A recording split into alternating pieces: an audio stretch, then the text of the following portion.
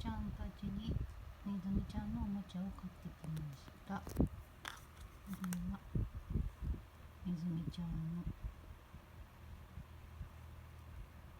ねずみちゃんが紐にくくられてるやつ。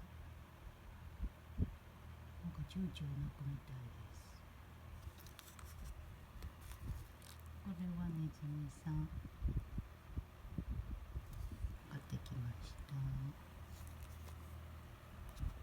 気になるね、きっちゃん。もうすでに手をムシムシ。これから遊びたいと思います。ほら、ゆうちゃんも来た。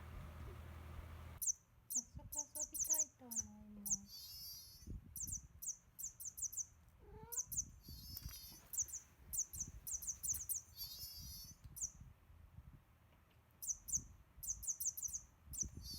電池入れたらチューチュー振動で言うらしいですって言ってるけど、たまに猫の声が聞こえてます。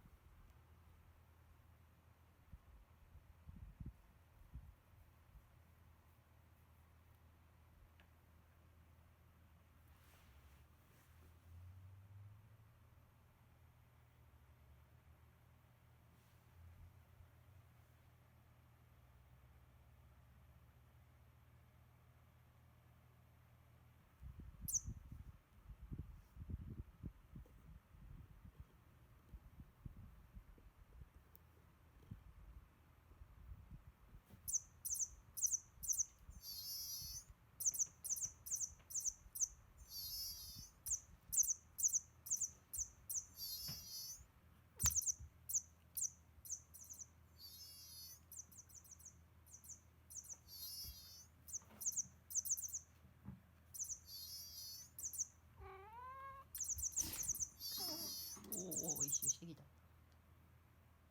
嬉しい、捕まっちゃったよ。